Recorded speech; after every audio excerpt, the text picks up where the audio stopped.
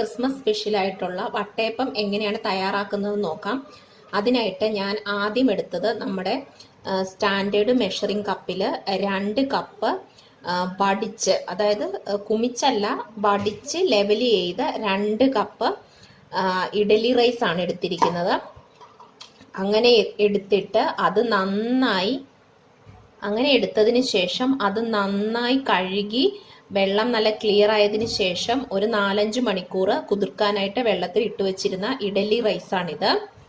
പിന്നെ അടുത്തത് നമുക്ക് വേണ്ടത് ഒരു 1/2 കപ്പ് വെള്ള അവല്. ഞാൻ ഒരു 10-15 മിനിറ്റ് മുമ്പ് വെള്ളത്തിൽ കുതിർത്ത് ഇട്ടതാണ്. വെള്ള അവല് 1/2 കപ്പ്. നിങ്ങളുടെ മധുരത്തിനനുസരിച്ച് ഞാനിപ്പോൾ ഇവിടെ 1 കപ്പ് ബ്രൗൺ ഷുഗർ ആണ് എടുത്തിരിക്കുന്നത്. നിങ്ങൾക്ക് ഇതിന് പകരം വെള്ള കളറിലെ പഞ്ചസാര വേണമെങ്കിൽ അത് ചേർക്കാം. അപ്പം കുറച്ചും കൂടെ നമ്മുടെ വട്ടയപ്പം നല്ല വൈറ്റ് കളറിലിരിക്കും. ഞാനിപ്പോൾ ഇവിടെ ബ്രൗൺ ഷുഗർ ആണ് എടുത്തിരിക്കുന്നത് 1 കപ്പ്. മധുരത്തിനനുസരിച്ച് നിങ്ങൾക്ക് കൂട്ടുകയോ കുറയ്ക്കുകയോ ചെയ്യാം. അടുത്തതായിട്ട് വേണ്ടത് തേങ്ങ ചിരകിയതാണ്. ഫ്രഷ് ആയിട്ടുള്ള തേങ്ങ തന്നെ ചിരകി എടുക്കാനായിട്ട് ശ്രദ്ധിക്കുക. ഇത് ഏകദേശം ഒരു 1.5 കപ്പ് കാണും. തേങ്ങ അല്പം കൂടിയാലും കുഴപ്പമില്ല, ടേസ്റ്റ് കൂടുതലായിരിക്കും. അപ്പം തേങ്ങ ചിരകിയത് ഒരു 1.5 കപ്പ്.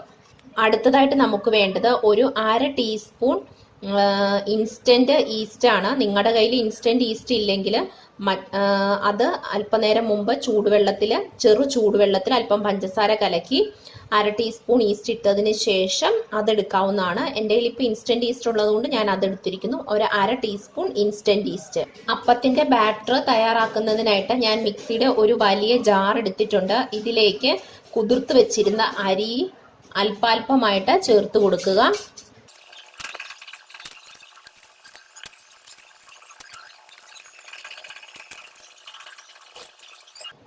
ഇനി നമുക്ക് ഇതിലേക്ക് എടുത്തു വച്ചിരിക്കുന്ന കുതിർത്ത് വെച്ച അവല് ചേർത്ത് കൊടുക്കാം. നിങ്ങൾക്ക് അവലിന് പകരം ചോറ് വേവിച്ചതുണ്ടെങ്കിൽ അതാണേലും ചേർക്കാവുന്നതാണ്. ഞാനിപ്പോൾ ഇവിടെ അവല് കുതിർത്തതാണ് ചേർക്കുന്നത്. ഇതിൻ്റെ കൂടെ എടുത്തു വെച്ചിരിക്കുന്ന ഇൻസ്റ്റന്റ് ഈസ്റ്റ് കൂടി ചേർക്കുകയാണ്. അതിനുശേഷം നമുക്ക് ആദ്യം ഒരു 1/2 കപ്പ് പഞ്ചസാര ഇതിനോടൊപ്പം ചേർത്ത് കൊടുക്കാം. അത് കഴിഞ്ഞ് ഇതൊന്ന് നമുക്ക് കറക്കിയെടുത്ത് അതിന് ശേഷം ബാക്കി ചേർത്ത് അരയ്ക്കാം. അപ്പോൾ ഒരുപാട് വെള്ളം ആദ്യമേ ചേർക്കരുത്. ബാറ്റർ കുറച്ച് തിക്ക് കൺസിസ്റ്റൻസി ആയിരിക്കണം. ഒരു ദോശമാവല്ല, ഇഡലി മാവിൻ്റെ ഒക്കെ ഒരു കൺസിസ്റ്റൻസി ആയിരിക്കണം. അപ്പോൾ ആദ്യമേ ഒരുപാട് വെള്ളം ചേർക്കരുത്. അല്പാൽപമായിട്ട് വെള്ളം ചേർത്ത് അരച്ചെടുത്തതിന് ശേഷം നമുക്ക് ബാക്കി പ്രോസസ്സ് നോക്കാം. ഇപ്പം ഞാൻ കുതിർത്ത് വെച്ച അരിയ്, പഞ്ചസാര, ഈസ്റ്റ്, പിന്നെ കുതിർത്ത് വെച്ച വെളുത്ത അവല്, ഇത്രയും നമ്മുടെ ആ മെഷറിംഗ് കപ്പിൽ തന്നെ 1 കപ്പ് വെള്ളം ഒഴിച്ച് നന്നായിട്ട് അരച്ചെടുത്തിട്ടുണ്ട്. ഇനി നമുക്ക് ഇത് ഫെർമെൻറ്റ് ചെയ്യാനുള്ള പാത്രത്തിലേക്ക് മാറ്റാം. മധുരം നിങ്ങൾ നോക്കുക. ആവിയിൽ വെന്ത് കഴിയുമ്പം കുറച്ചും കൂടി ഒരു മധുരത്തിന് വ്യത്യാസം വരുമ്പോൾ അതനുസരിച്ച് വേണം നിങ്ങൾ മധുരം ചേർത്ത് കൊടുക്കാനായിട്ട്. അത് പ്രത്യേകം ശ്രദ്ധിക്കുക. ഞാനിപ്പോൾ ഇവിടെ അത്യാവശ്യം കുറച്ച് വലിപ്പമുള്ള ഒരു പാത്രത്തിലേക്ക് എടുത്തിട്ടുണ്ട്. അതിലേക്ക് നമ്മുടെ ഈ മാവ് പകർത്തി കൊടുക്കുക. മുഴുവൻ പകർത്തേണ്ട, ഒരു 1/4 ഭാഗം വയ്ക്കുക. കാരണം നമ്മൾക്ക് തേങ്ങയും കൂടെ അരയ്ക്കണമല്ലോ.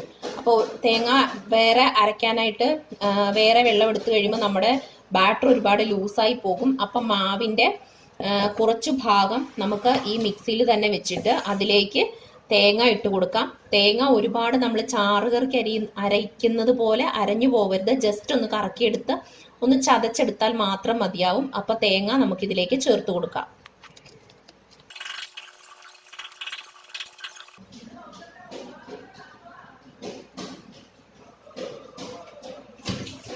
ഞാനിപ്പോൾ തേങ്ങ ഇതിലേക്ക് ചേർത്ത് കൊടുത്തിട്ടുണ്ട്. ഇത് നമുക്ക് ജസ്റ്റ് ഒന്ന് കറക്കിയെടുക്കാം. ഒരുപാട് അരഞ്ഞു പോവണ്ട.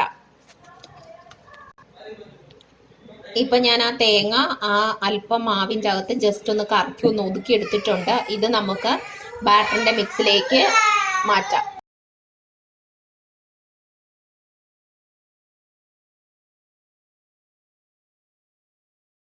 ഇതിപ്പോൾ ഞാൻ ബാറ്റർ മിക്സ് ചെയ്തെടുത്തിട്ടുണ്ട്. ഇനി നമുക്കിതിലേക്ക് ഒരു നുള്ള ഉപ്പ് കൂടി ചേർക്കാം. എല്ലാം ഒന്ന് ബാലൻസ് ആകാൻ വേണ്ടി മാത്രം നമുക്കൊരു നുള്ള ഉപ്പ് ചേർക്കാം. ഉപ്പ് കൂടി ചേർത്തിട്ടുണ്ട്. ഇനി നമുക്ക് നന്നായിട്ട് ഒന്ന് ഇളക്കിയിട്ട് നമുക്കിത് അടച്ചു വെച്ചിട്ട് ഒരു 7-8 മണിക്കൂർ നമുക്കിതൊന്ന് ഫെർമെൻ്റ് ആവാനായിട്ട് വെക്കാം. അതിനുശേഷം നമുക്ക് ഇത് ആവിയിൽ പുഴുങ്ങിയെടുക്കാം. ബ്രൗൺ ഷുഗർ ചേർത്തത് കൊണ്ടാണ് മാവിന് ഈ കളറ്. നിങ്ങൾ വൈറ്റ് ഷുഗർ ആണ് ചേർക്കുന്നതെങ്കിൽ നല്ല വൈറ്റ് ആയിട്ട് തന്നെ മാവിൻ്റെ കളർ ഇരിക്കും. അതും കൂടി നിങ്ങൾ ശ്രദ്ധിക്കുക. അപ്പോൾ ഇനി നമുക്ക് ഇത് ഫെർമെൻ്റ് ആയതിനു ശേഷം ബാക്കി നോക്കാം. ഇപ്പം ഏകദേശം ഒരു 7-8 മണിക്കൂർ കഴിഞ്ഞിട്ടുണ്ട്. നമുക്കിതൊന്ന് തുറന്ന് നോക്കാം. ഇതാ കണ്ട, നന്നായിട്ട് മാവ് ഫെർമെൻ്റ് ആയി പൊങ്ങി കുമ്പളയൊക്കെ ആയിട്ട് വന്നിട്ടുണ്ട്. അപ്പൊ നന്നായിട്ട് ഇത് പൊങ്ങി വന്നിട്ടുണ്ട്. ഇനി നിങ്ങൾക്ക് ഇതിൻ്റെ അകത്ത് വേണമെങ്കിൽ ഒരു 5-6 ഏലക്ക പൊടിച്ചതും കൂടെ ചേർക്കാവുന്നതാണ് ഒരു ഫ്ലേവറിന് വേണ്ടിയിട്ട്. ഞാനിപ്പോ തൽക്കാലം ഏലക്ക ഇവിടെ പൊടിച്ച് ചേർക്കുന്നില്ല. നിങ്ങൾക്ക് വേണമെങ്കിൽ ഏലക്ക പൊടിച്ചത് കൂടി ഇതിലേക്ക് ഇടാം. ഇനി അപ്പം പുഴുങ്ങിയെടുക്കുന്നതിന് ഞാനൊരു ചെറിയ സ്റ്റീൽ പാത്രം എടുത്തിട്ടുണ്ട്. അതിലേക്ക് അല്പം നെയ്യ് പുരട്ടി അതിനുശേഷം ബാറ്റർ ഒരു അരഭാഗം ആ പാത്രത്തിന്റെ ഒരു അരഭാഗത്തോളം ഒഴിച്ചു കൊടുത്തിട്ടുണ്ട്. അതേസമയം തന്നെ ഒരു പാത്രത്തില് അപ്പച്ചെമ്പില് വെള്ളം എടുത്ത് അത് തിളയ്ക്കുന്നതിന് വേണ്ടിയിട്ട് വെച്ചിട്ടുണ്ട്. നന്നായി ആവി വന്നതിന് ശേഷം നമ്മൾ ബാറ്റർ പകർത്തി ആ പാത്രം അപ്പച്ചെമ്പിലേക്ക് വെച്ചു കൊടുക്കുക. എന്നിട്ട് ഒരു 10-15 മിനിറ്റ് മീഡിയം ഫ്ലെയിമിൽ ഇരുന്ന് നന്നായിട്ട് ഇത് വേവിച്ചെടുക്കണം. ഇപ്പൊ ഏകദേശം ഒരു 10-15 മിനിറ്റ് കഴിഞ്ഞിട്ടുണ്ട്. ടൂത്ത് പിക്ക് കൊണ്ട് അതിന്റെ നടുഭാഗത്തും 1-2 ഭാഗങ്ങളിലും കൂടെ കുത്തി നോക്കാം. നന്നായിട്ട് വെന്തിട്ടുണ്ടോ എന്ന് അറിയുന്നതിനാണ്. ടൂത്ത് പിക്ക് ക്ലിയർ ആയിട്ട് വരുവാണെങ്കിൽ വെന്തിട്ടുണ്ടെന്നാണ് അർത്ഥം. ഇപ്പൊ ഇതിവിടെ നന്നായിട്ട് ക്ലിയർ ആയിട്ട് വന്നിട്ടുണ്ട്. ഞാൻ ഗ്യാസ് ഓഫ് ചെയ്തു. നന്നായിട്ട് വെന്തിട്ടുണ്ട്. ഇനി നമുക്ക് ഇത് നന്നായിട്ട് തണുക്കുന്നതിന് അനുവദിക്കാം. നന്നായി തണുത്തതിന് ശേഷം മാത്രമേ ഇത് നമ്മൾ ആ പാത്രത്തിൽ നിന്നും വിടുവിച്ചെടുക്കാൻ പാടുള്ളൂ. അപ്പൊ നന്നായി തണുക്കുന്നിടം വരെ നമുക്കിത് വെയിറ്റ് ചെയ്യാം. ഈ ഒരു അളവില് എനിക്ക് ഈ സ്റ്റീൽ പാത്രത്തിന് ഒരു 4 വട്ടയപ്പമാണ് കിട്ടിയിട്ടുള്ളത്. ബാറ്ററി ഉള്ള മധുരത്തെക്കാട്ടിലും ഒരല്പം കുറവായിരിക്കും നമ്മൾ ആവിയിൽ പുഴുങ്ങി കഴിയുമ്പോൾ ഉള്ള മധുരം. അപ്പൊ നിങ്ങൾ മധുരം അതനുസരിച്ച് വേണം ചേർക്കാനായിട്ട്. തണുത്തിട്ടുണ്ട്. അതാ സ്പൂണൊന്നും ഇല്ലാതെ തന്നെ അത് സൈഡുകളിൽ നിന്നും വിട്ടുവരുന്നത് കണ്ടോ. ഇനി നമുക്ക് ഇത് പതുക്കെ പാത്രത്തിൽ നിന്നും മാറ്റിയെടുക്കാം. കണ്ടോ, നല്ല സോഫ്റ്റ് ആയിട്ട് നല്ല ഫ്ലഫി ആയിട്ടുള്ള നല്ല പഞ്ഞി പോലത്തെ വട്ടയപ്പം തയ്യാറായിട്ടുണ്ട്.